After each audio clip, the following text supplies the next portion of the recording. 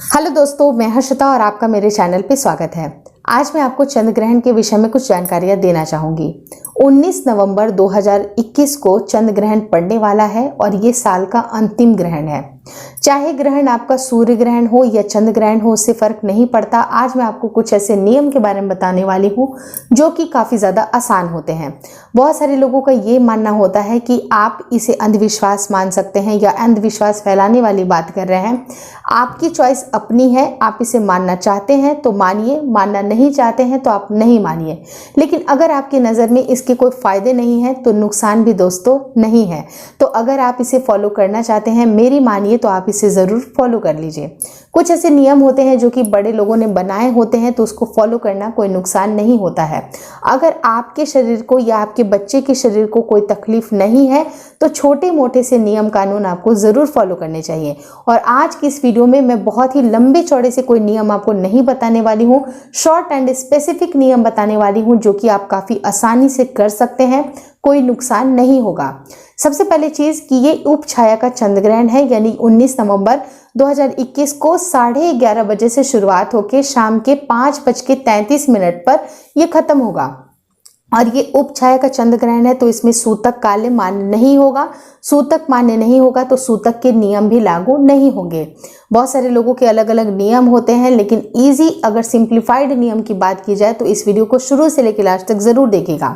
सबसे पहला जो नियम होता है, आपको बाहर की दुनिया में, यानी कि अगर आप घर से बाहर निकल रहे हैं या फिर जो चंद्र ग्रहण या सूर्य ग्रहण की जो छाया होती है वो गर्भवती स्त्रियों को नहीं पड़नी चाहिए। ये बहुत बड़ी कंडीशन होती है। अगर किसी तरह की इमरजेंसी नहीं हो तो आपको इसको ज़रूर फॉलो करना चाहिए। जिस कमरे में अगर आप रहते हैं उसकी खिड़की दरवाजों को अच्छी तरह से बंद कर लीजिए ताकि बाहर की जो लाइट है वो आपके कमरे तक नहीं पहुंच पाए। दूसरी इंपॉर्टेंट चीज़, बहुत सारे लोगों का ये मानना होता है कि जब से ग्रहण स्टार्ट होता है तब से जब तक एंड ना हो जाए आपको बिल्कुल भी खाना पीना नहीं है।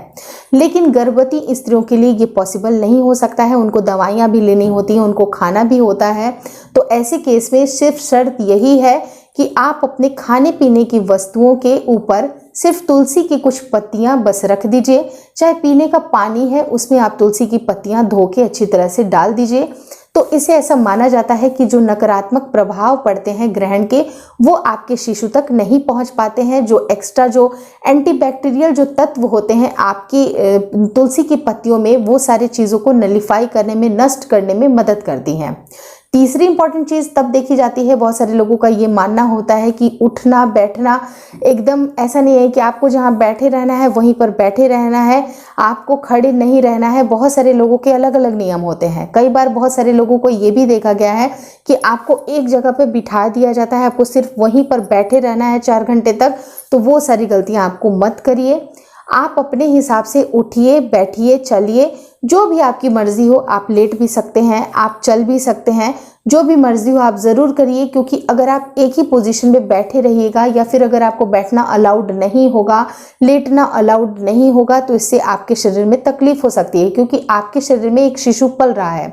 तो ऐसी कोई भी गलती मत करिए। लेकिन उससे पहले एक छोटी सी शर्त ये है कि आपको जो भी आपको चलना है, मतलब अपने रूम के ही अंदर चलना है, उठना है, बैठना है, तो आप अपने नाप का कोई भी कलर का धागा बस इसे नाप के दीवार पे उसे टांग दीजिए सेलो टेप की सहायता से। मतलब ऊपर से नीचे आप सेलो टेप ऐसे करके सीधा सीधा इसको खड़ा खड़ा इसको चिपका दीजिए। वो चाहे तो आप अपने दीवार के किसी साइड में चिपका सकते हैं, दरवाजे के पीछे चिपका सकते हैं। आपको सिंपली उसे चिपका देना है। उससे होता क्या है कि ऐसा सिंबॉलिक माना जाता है कि आपके बिहाफ में वो धागा खड़ा है। ये एक तरह का टोटका है, अगर आप मानना चाहें तो इसे ज़रूर मानिए। और जहाँ तक बाथरूम जाने का सवाल है, बहुत सारे घरों में बाथरूम जाना भी अलाउड नहीं होता है, जबकि ऐसी गलती आपको नहीं करनी है। प्रेगनेंसी के टाइम पे आपको फ्रीक्वेंट यूरिनेशन होता है तो आप बाथरूम जा सकते हैं। सिर्फ वही छोटी सी शर्त मैंने आपको बता दी कि आपको किसी भी कलर का धागा, चाहे आप सिलाई वाला जो धागा होता है उसका इस्तेमाल कर लीजिए या सूत का इस्तेमाल कर लीजिए, बस अपने लंबाई पे वो धागा चिपका दीजिए। अगर आपके घर में धागा अवेलेबल नहीं है या फिर आपके घर में कुछ और नियम है, जैसे डंडे को भी नाप कर उसे खड़ा कर दिया जाता है, तो वो भी चीज़ें आप कर सकते हैं। ये एक तरह का टोटका है। आप मानना चाहते हैं तो ज़रूर मानिए, लेकिन मैं तो आपको यही रिकमेंड करूंगी कि आप छोटी सी चीज़ को ज़रूर मान लीजिए। उसके बाद तो आप अपने हिसाब से उठ सकते हैं, बैठ सकते हैं, जहाँ पर भी मर्जी जा सकते हैं, लेकिन घर के अंदर ही, घर के बाहर नहीं।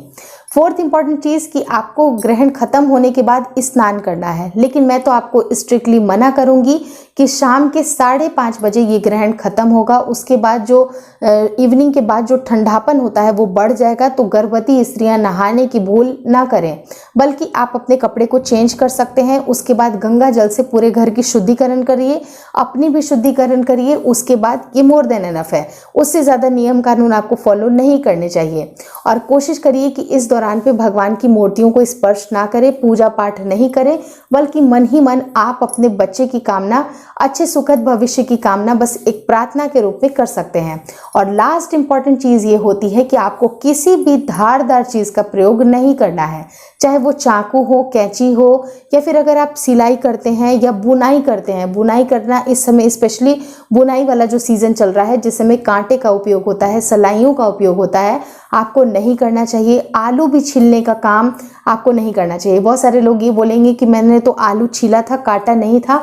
तो ये सारे जो धारदार चीज़ों का प्रयोग आपको नहीं करना है, इसको आप फॉलो करिए। अगर आप फॉलो करते हैं तो आपके घर में अगर कड़े नियम है, तो मैं तो स्ट्रिक्टली आपको बोलूँगी कि आप अपने बड़े लोगों को समझाइए कि इससे ज़्यादा स्ट्रिक्ट नियम ना करें, बिल्कुल ना करें, क्योंकि वो आपके और आपके बच्चे के लिए सेफ नहीं होगा। ये इस वीडियो में और भी अगर कुछ जानकारी चाहते हैं तो इसके नीचे कमेंट करके ज़रूर बताइएगा कि और भी आप किस तरह की जानकारी चाहते हैं। ग्रहण में आपको आपके घर में क्या नियम होते हैं जो कि सही है या फिर सही नहीं है, तो मुझे कमेंट करके ज़रूर बताइएगा। Thank you so much for watching.